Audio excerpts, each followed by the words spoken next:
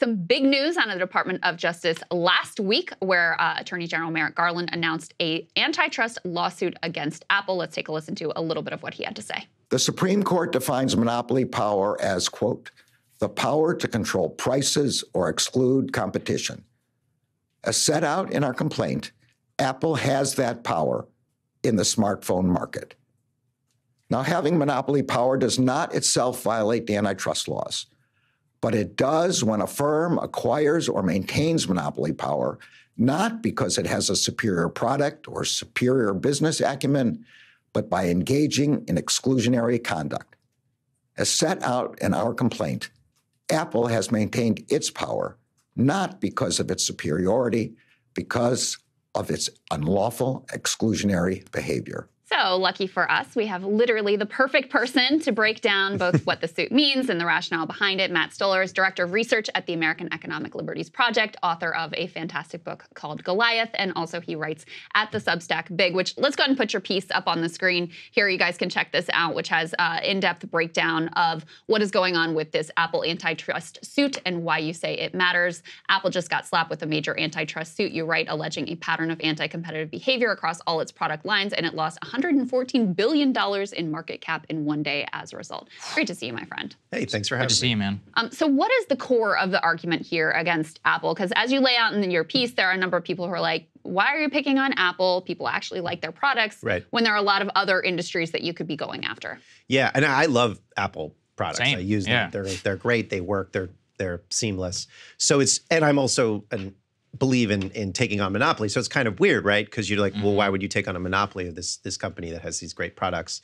Well, the answer is because they are thwarting innovation and competition in the market. So things could be even better if they didn't do things like restrict rivals from coming into and coming to the markets and building products that might make it easier to switch from an iPhone. So just the simplest way to tell the story is that in China, where they allow these things called super apps, things like WeChat, where you can do a whole bunch of stuff on WeChat, like you can pay for stuff, you can talk to other people, you can do lots of business. You can't do that here on the iPhone because Apple doesn't allow super apps. But in China, what it means is that the underlying phone system has been commodified and it's easier to switch from an iPhone to a different phone. So makes sense. In the US, when you buy a new phone, and basically the upgrade market is really the only market because everybody has a smartphone at this point, except if you're really young.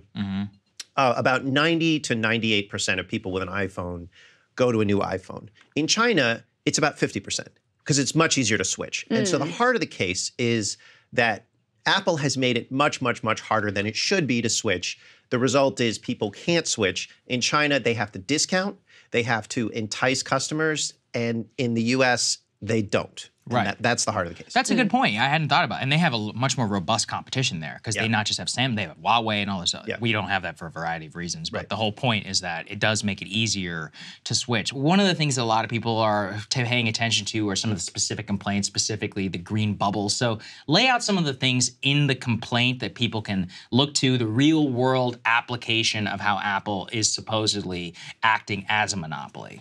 The heart of the complaint is the smartphone, right? And it's a pattern of conduct, a pattern of saying you're making it harder to switch from the smartphone, from the Apple smartphone to rivals, and that actually degrades the quality of the smartphone. Because as I noted, you know, a messaging app on the smartphone that can do less than a messaging app that can do more makes the smartphone worse, and Apple is intentionally doing that. But what I've also found really interesting about the complaint is that it's not just an allegation about the smartphone itself. The smartphone is the heart of it, but it's about the Apple ecosystem, right? So there's a part in the complaint where Steve Jobs talks about the importance of the Apple ecosystem stickiness, right? And so it goes to the top, right? Steve Jobs was very clear that he wants to maintain market power. He doesn't want people to switch, and they want to erect artificial switching costs. But what they're also doing is they're trying to extend the Apple ecosystem into places you wouldn't expect, like banking, right? So the tap to pay feature, the way that Apple is they're actually starting to charge banks junk fees for using the tap to pay feature, and banks can't create their own app to use that chip. They can, elsewhere, but they can't do it here. But they're also trying to do it and this is the most interesting thing, in cars, right? So when you buy a car now, it has to have access to CarPlay, right? Which is the Apple software system for cars. You put your iPhone in the car, and it shows, maps and the different, apps and things like that you need. It shows your iPhone on the screen. And car makers have to have CarPlay in their car, or else a certain number of customers just won't buy the car. It's a must-have if you're an automaker. Well, what Apple has told car makers next time is that the next version of CarPlay is going to include not just the stuff it has now, but also all the fuel gauges and every part of the car's operating system that you see has to be run by Apple, or else you can't get CarPlay, right? So you have to put CarPlay in there, but they're going to tie all this other stuff. So Apple is literally going to is trying to take over the user experience for every automobile manufacturer now. And there is, with the exception of people who are going to use the Google Android phone, and they're probably going to do the same thing. So there's this extension of the Apple ecosystem into kind of as many parts of our experience as possible. And I love Apple. We all use Apple products. But the truth is, there's only so many things that one company can do well. And you don't want a dictator over all parts of the economy. And that's what Apple is really trying to go for. Yeah, well, especially when you get in the business not of innovating great new products, but innovating new ways to basically thwart the market.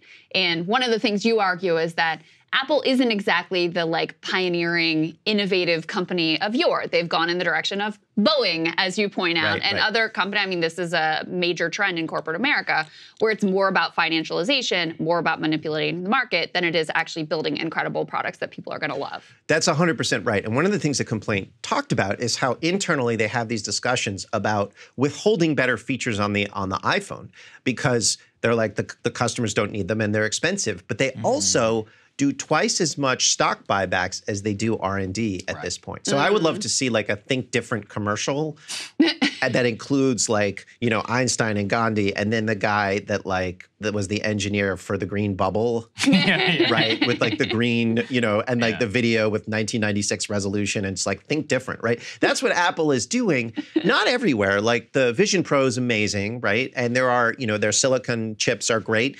But gradually, you can see that power corrupts, and power has corrupted Apple, and it's going to affect the whole thing. Yeah, there's a great book, I think it's called After Steve or something like that, that a New York Times reporter, I highly recommend it because I love Apple too. Part of the reason I was excited by Vision Pro was they finally did something. It's been a decade since they actually created something interesting. But what the book details is that the vast majority of their profit comes from keeping people inside of the ecosystem and charging fees. So I know a lot of app developers in particular have been excited about this, and I know you've tracked some of this in the past. Maybe break some of that down, because as I understand it, those fees, according to the app developers and some of the other people trying to build on the Apple platform, are just so prohibitive to be able to do business. Yeah, so there's two things with the App Store. One is the ability to charge that 30%. So one definition of monopoly, and this is what Merrick Garland lays out, is the ability to control prices. So if Apple can just set the price at 30% and people still have to pay it, or they can raise it or lower it, which they can do,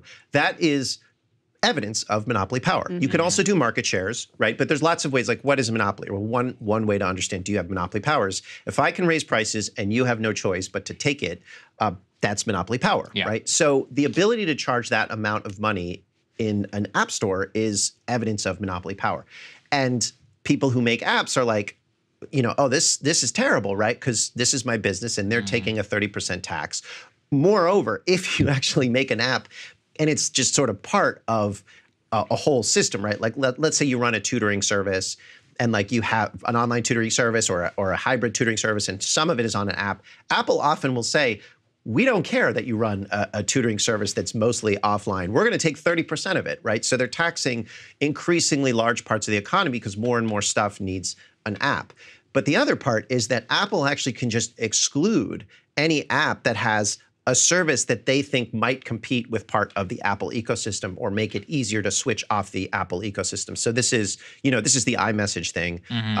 But there are lots of examples of that. And so sort of to take a slightly different example other than China, most of the rest of the world, the market share that Apple, the iPhone has is lower than it is in the US. One of the reasons is because the US is basically the only country that uses the SMS protocol, right? Everywhere else, telecom networks charge they charge for texting. We don't charge for texting. So people they just do it over the telecom networks, but they use WhatsApp and other places. And so it's not as big a deal to switch from an iPhone to a different kind of phone. So Apple, the switching barriers aren't as high elsewhere in the world. And so that's kind of what you're seeing, and that's the heart of the case. Yeah, makes sense. How does this fit into the broader DOJ antitrust agenda? It's a great question. So this is the fourth suit against a $1 trillion plus corporation. Trump brought 2, Biden has brought 4. But it also is part of a broader revolution in anti-monopoly policymaking. So it's not just big tech, right?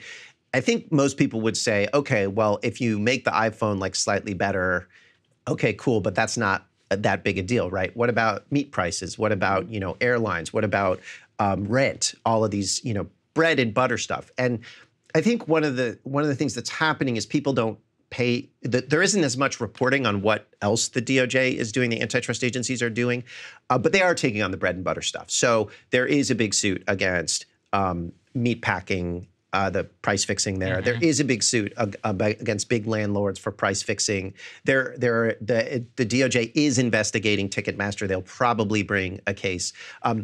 Bunch of big inhaler companies, right? They just cut prices of inhalers from a couple $100 to $35 in response to FTC action. And so you see kind of like across the board, competition policy is working. Now I don't want to, this isn't like a broad, the Biden administration is doing great work on competition policy, but competition policy is only part of the government. There's the rest of the government, and I think that there's a lot of work that they could be doing there that would be much better. But in terms of just the antitrust stuff, there is a lot of meat and potatoes, and that's revolutionary as well. It's just the big tech stuff. Those are the kind of the pace setters of the economy. And if you're in the boardroom of any company, doesn't matter if it's waste management or food or tech, you're looking at Apple and Google and Amazon and saying, how can I be more like them? Because they're the most profitable, they're the biggest. And so by taking on the pace setters, you're sending a message to corporate America. That's actually a fantastic point. Yeah. And the business press is all taking this in stride very calmly, rationally. They're like, oh, this makes a lot of sense. Let's analyze this in good faith. There is an jihad against Lena Khan, for example. Especially Jim Cramer. Yes. He's the clown of capital. Well, he's known for his cool head and totally an incredible insight into the markets. Yes. And his calm demeanor. That's the other thing is calm emotional stability. There's a, CNBC is very, obviously they're very upset. And it's because monopolization has been sort of the way that people do business since the 80s almost. And it's where modern Silicon Valley was born. Silicon Valley is named Silicon Valley because it was semiconductors. They moved off of that now. They just, they make software essentially and monopolization and IP to control markets. And that's just, people are offended in that world because they're like, but this is how business is done. This is what we do. And you're saying we can't do that anymore? At this point, like, bankers don't really think that their business is lending money. They think their business is finding other banks to merge with, right? And they're like, why are you interfering with business? And it's like, that's not what business is, right? So Apple, the business of a company like Apple should be to innovate, to improve, and to compete on the merits with rivals. But they think of their business as finding ways of excluding rivals using the existing market power that they have. They're very offended. Wall Street's very offended. There's obviously a financial element to it. Wall Street bonuses are down, although big tech profits are not. But there's self-interest here. But I think it's a lot of it is just ego. They're like, how dare our elected officials actually do something about market structure? That's really well said. Well, I really appreciated this. We're going to put a link to the Substack in the description. We always appreciate your analysis, man. Thank you. Hey, thanks for having me. Absolutely. Great to see you, Matt. We'll see you guys later. Hey guys, if you like that video, go to breakingpoints.com, become a premium subscriber, and help us build the best independent media organization on the planet. That's right. We're subscriber funded. We're building something new. We want to replace these failing mainstream media organizations. So again, to subscribe, it's breakingpoints.com.